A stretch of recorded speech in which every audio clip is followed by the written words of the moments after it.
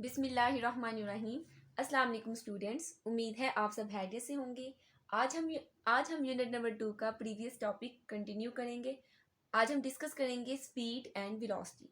सबसे पहले हम देखते हैं कि स्पीड होती क्या है। उसको समझने के लिए सबसे पहले हम इसकी डेफिनेशन देखते हैं।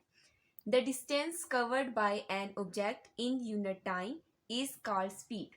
ऐसा कोई भी ऑब्जेक्ट या कोई भी बॉडी जो डिस्टेंस कवर करता है टाइम के अंदर अंदर, उसे हम कहते हैं कि वो हमारे पास क्या कवर करती है, वो हमारे पास स्पीड कवर करती है। सपोज करते हैं, इसको हम एक एग्जांपल से समझते हैं। ये हमारे पास एक ऑब्जेक्ट है। अब इस ऑब्जेक्ट ने क्या किया, यहाँ से मूव कर डिस्टेंस कवर कर यहाँ पे आके रुक गया।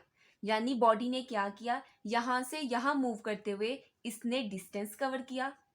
जाहिर सी बात है, जब कोई भी बॉडी या कोई भी ऑब्जेक्ट जब डिस्टेंस कवर करता है तो उसके साथ साथ उसका टाइम भी चेंज होता है। इसलिए हम कहते हैं कि ऐसी कोई भी बॉडी जो डिस्टेंस कवर करे पर यूनिट टाइम में, यानी अपने टाइम के अंदर अंदर वो डिस्टेंस कवर करता है, तो वो हमारे पास किसके इक्वल होता है, स्पीड के इक्वल होता है।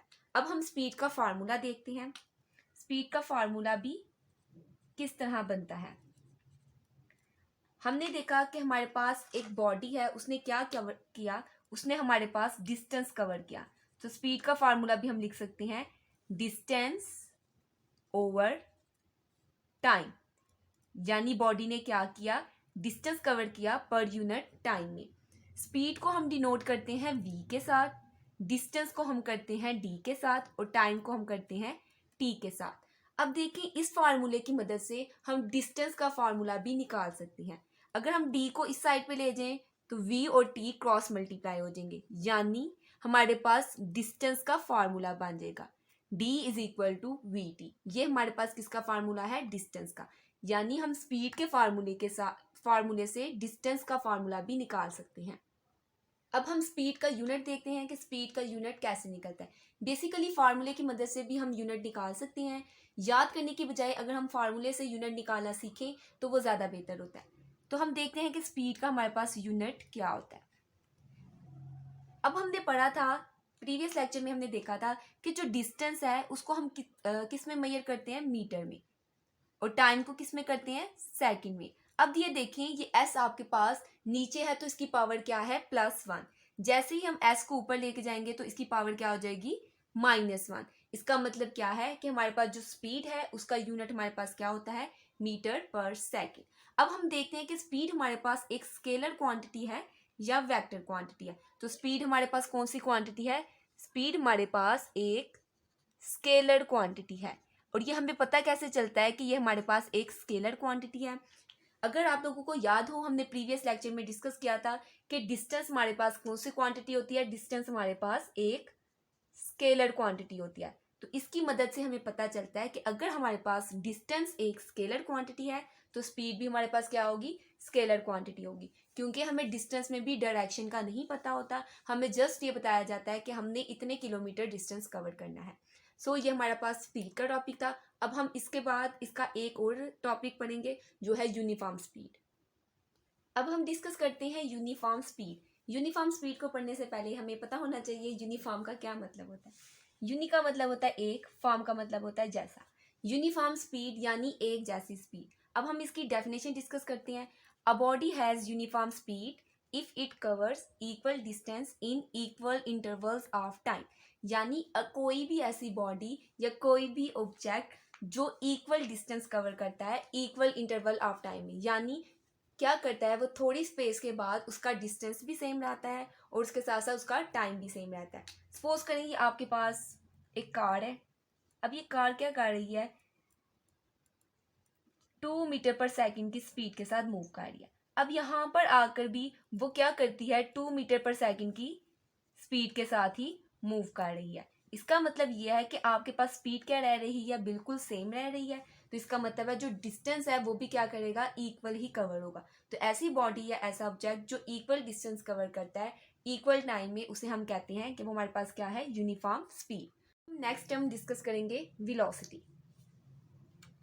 सबसे पहले हम वेलोसिटी की डेफिनेशन डिस्कस करते हैं। The rate of displacement of a body is called velocity. यानी ऐसी कोई भी बॉडी या कोई भी ऑब्जेक्ट जो डिस्प्लेसमेंट कवर करता है अपने टाइम के अंदर अंदर, तो वो हमारे पास किसके इक्वल होता है? वेलोसिटी के। अभी हम इसके एग्जांपल समझते हैं। सपोज करें आपके पास एक कार है। अब ये कार को क्या करती है? यहाँ से लेकर यहाँ तक अपना शॉर्टेस्ट डिस्टेंस कवर करती है। जो शॉर्टेस्ट डिस्टेंस होता है उसे हम क्या कहते हैं कि ये हमारे पास क्या है? डिस्प्लेसमेंट। अब यहाँ से क्या किया? कार ने मूव कर कर यहाँ तक आई, यानी इसने क्या कवर किया? डिस्प्लेसमेंट। अब जाहिर सी बात है, जब भी कोई बॉडी या कोई भी ऑब्जेक्ट मूव करता है, अपनी पोजीशन चेंज करता है, तो वो उसके साथ साथ उसका टाइम भी चेंज होता है। तो ऐसी कोई भी बॉडी या कोई भी ऑब्जेक्ट जो डिस्प्लेसमेंट कवर करे अपने टाइम के अंदर, तो वो हमारे पास किसके इक्वल होता है? वेलोसिटी के इक्वल होता है। अब हम वेलोसिटी का फार्मूला देखते हैं कि वेलोसिटी का बेसिकली फार्मूला हमारे पास कैसे बनता है। जिस तरह हमने स्पीड का फार्मूला बनाया था, इसी तरह हम क्या करेंगे? वेलोसिटी का फार्मूला बनाते हैं। वेलोसिटी का फार्मूला हमारे पास क्या होता है? Velocity is equal to displacement over time. हमने यहाँ पे डिस्प्लेसमेंट ओवर टाइम क्यों लिखा? क्योंकि बॉडी ने क्या किया? डिस्प्लेसमेंट कवर किया पर यूनिट टाइम में। अब हम इसके सिंबल से इसको डिनोट करते हैं कि हम सिंबल्स की फॉर्म में इसको किस तरह से लिखते हैं। हमारे पास वेलोसिटी का v आ जाएगा, डिस्प्लेसमेंट का हमारे पास d आ जाएगा और टाइम का भी हमारे पास क्या आ जाएगा? t आ जाएगा। अब अगर हमने डिस्प्लेसमेंट का इसमें से फार्मूला निकालना है, तो जिस तरह हमने स्पीड में डिस्टेंस का फार्मूला निकाला था, सिमिलरली हम उस तरह डिस्प्लेसमेंट का फार्मूला निकालेंगे। डिस्प्लेसमेंट का हमारे पास फिर फार्मूला क्या बन जाएगा? डिस्प्लेसमेंट का हमारे पास फार्मूला बनता है d is equal to V T. ये हमारे पास किसका फार्मूला है? डिस्प्लेसमेंट का। और ये हमारे पास किसका फार्मूला होता है? वेलोसिटी का।